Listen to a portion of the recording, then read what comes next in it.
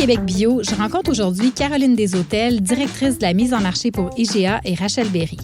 Je voulais savoir comment IGA accompagne les producteurs du bio d'ici pour les faire rayonner partout dans la province et aussi comment ils font pour contribuer à l'alimentation durable. Je m'appelle Catherine Lefebvre et j'ai le plaisir d'animer la série Beau, bon, bio, version balado.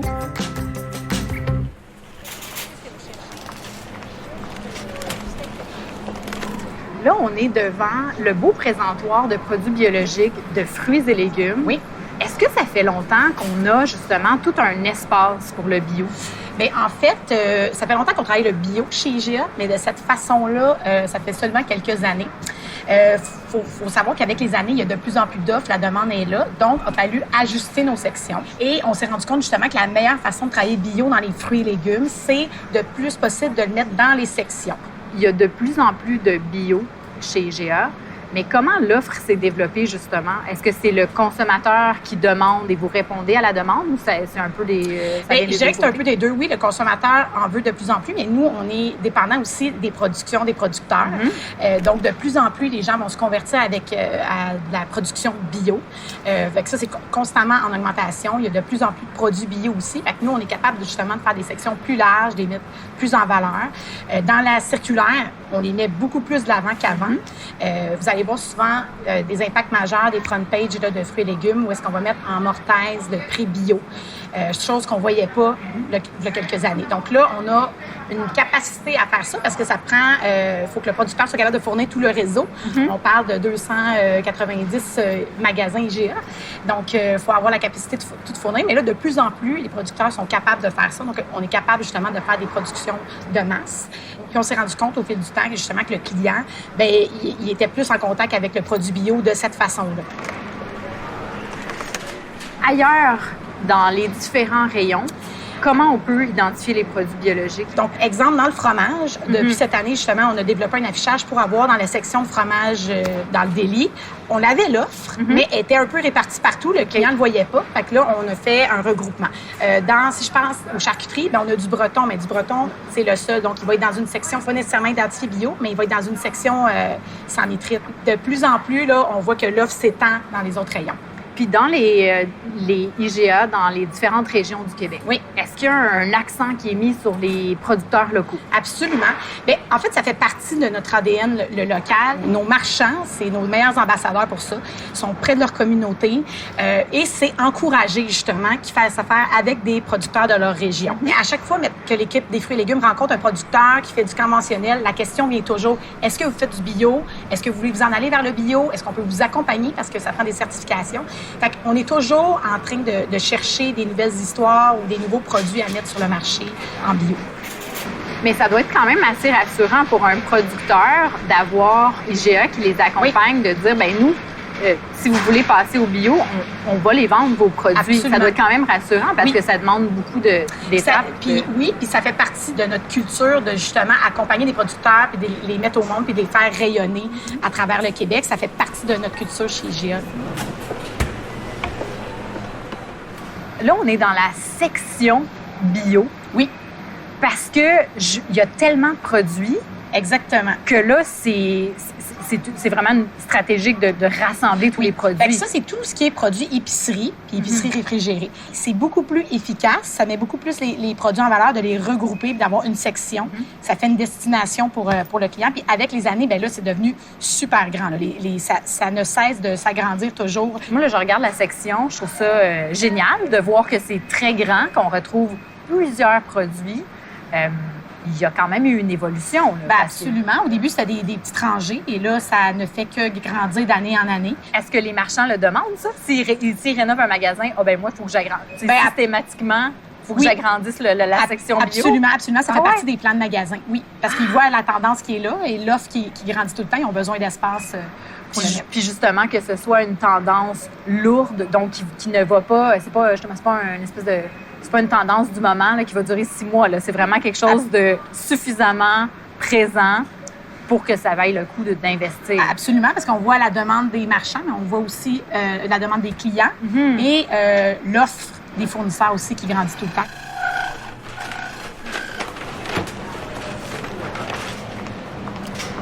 tous les gestes, toutes les actions d'IGA en matière d'alimentation durable ou éco-responsable, ça vient autant du marchand qui veut mieux faire puis du consommateur qui demande certains trucs. Finalement, il y a un bel échange qui se crée. Là. Absolument, parce que oui, tantôt, on a parlé de tout ce qui est emballage, mais aussi, quand on encourage les producteurs locaux, bien, c'est notre économie locale aussi qu'on encourage. Fait que oui, absolument. Puis eux sont fiers de ça quand ils sont capables d'aider quelqu'un de région puis de le faire rayonner à travers le Québec. Les marchands sont fiers de ça, puis nous aussi. Chez IGA, on a une équipe de développement durable qui se penche sur la question, notamment des emballages alimentaires.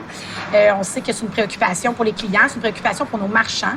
Quand on a des rencontres avec eux, la question se pose toujours, qu'est-ce que vous allez faire pour les emballages? C'est tout un travail d'équipe quand même. C'est tout un travail d'équipe parce que c'est les producteurs, c'est aussi une question avec la ville, qu'est-ce que les matières qu'ils vont récupérer. Oui. Puis il y a une question aussi de, est-ce qu'on est capable de préserver le produit aussi longtemps? Fait que c'est vraiment un travail d'équipe, il faut faire beaucoup de recherches, c'est beaucoup d'essais-erreurs. Donc oui, ça prend du temps, mais on a des équipes dédiées là-dessus qui prennent ça à cœur. Récemment, il y a toute l'abolition des sacs en plastique. Oui, il n'y a plus de sacs en plastique, donc vous devez apporter absolument vos sacs réutilisables ou c'est des sacs en papier à la caisse, mais il n'y a plus de sacs en plastique dans aucun IGA. Si ça peut encourager d'autres entreprises, voire des municipalités à faire la même chose, ça, c'est intéressant de voir que ça rend ça possible, en fait, d'éliminer le plastique ou de réduire considérablement le plastique dans nos vies. Il ne faut pas oublier non plus que souvent, l'emballage préserve l'aliment. Oui. Fait que si on l'enlève et qu'on en jette plus parce que les durées de vie sont plus courtes, on n'est pas plus gagnant. Justement, pour réduire le gaspillage alimentaire, on a lancé une initiative qui s'appelle Food Hero. Donc, au lieu de... Les denrées sont sur le bord là, d'être jetées, bien, ils sont mis sur l'application. Les clients peuvent les acheter à coût réduit. Fait que là, on vient de réduire le gaspillage alimentaire. Oui, puis en plus, il y a une notion d'accessibilité aussi. Pour les gens qui auraient peut-être un petit peu moins de moyens, mais ça leur permet d'avoir accès à des fruits et légumes moins chers. Absolument. Je dis souvent aux consommateurs, n'hésitez pas, posez-en des questions à votre poissonnier, au boucher, au marchand, parce que finalement, si vous créez une demande, il va juste avoir une offre plus intéressante. Puis on le voit partout, là. Absolument. Puis il y a aussi le fait que le client, maintenant, il est plus informé, il est plus conscient, il veut faire... Tu sais, on parle des emballages, mais le bio aussi, c'est une façon de préserver l'environnement parce qu'il n'y a pas de pesticides qui s'en vont dans la nappe phréatique. Fait que, dans le fond, c'est une grosse tendance de fond, le bio. Ça s'inscrit tout dans... Les gens, sont plus éduqués, ils veulent savoir qu'est-ce qu'ils mangent, ils veulent faire attention à l'environnement. Donc, toute la tendance aussi de la protéine végétale qui est en grosse croissance. Le bio, ça s'inscrit aussi là-dedans pour l'environnement. Donc, tout ça, ça fait partie d'un gros mouvement qui va, je crois, perdurer dans le temps, que ça ne s'éteindra pas, ça va juste augmenter.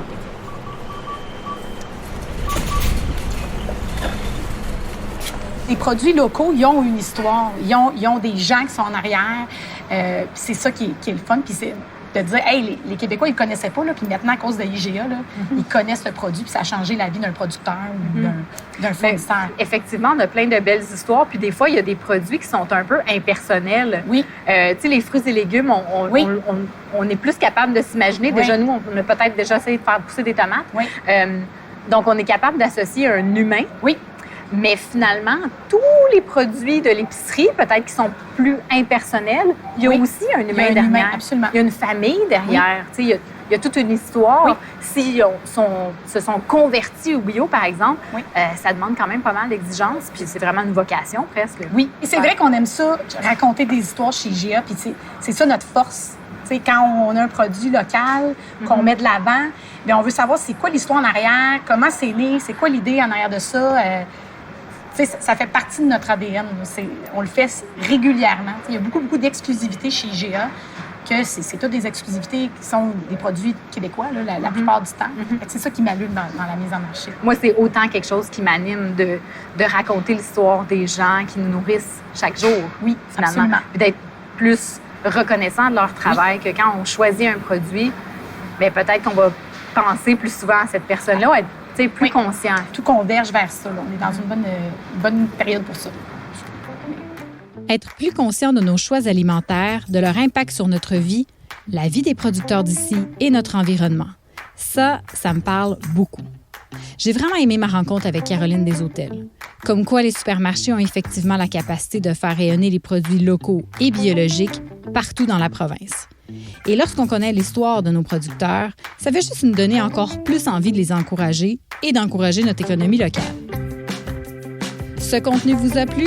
Suivez Québec Bio sur Facebook, Twitter, Instagram et YouTube Et si vous souhaitez voir à quel point le bio d'ici est présent chez IGA, je vous invite à visionner la vidéo de la série Beau, bon, bio. Il y a aussi un bon article à propos de la petite histoire d'IGA et de ses bons coups en matière d'alimentation éco-responsable. Merci encore à mon invitée Caroline Deshôtels. Je m'appelle Catherine Lefebvre et je vous dis à bientôt.